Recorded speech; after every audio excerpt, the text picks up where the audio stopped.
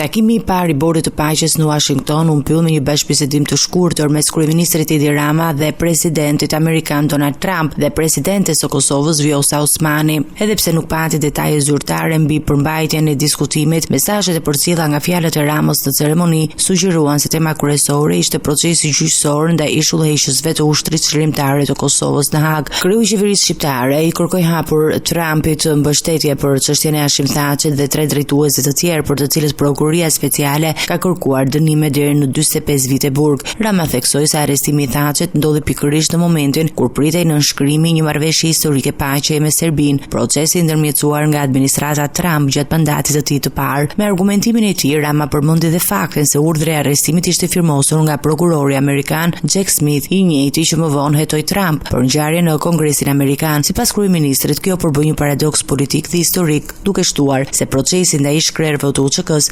rrezikon të prodhojë pasoja për stabilitetin në Kosovë dhe rajon. Në fund të fjalës së tij, Rama përdori një thirrje të drejtë për drejtë drejtuar presidentit amerikan, duke kërkuar ndërhyrje përpara fatit 3 mujor të vendimit të gjykatës speciale. Ai paralajmëroi se një vendim që perceptohet si I padrejtë mund të rikthejë tensionet dhe dëmtojë përpjekjet për paqe afatgjatë në Ballkan.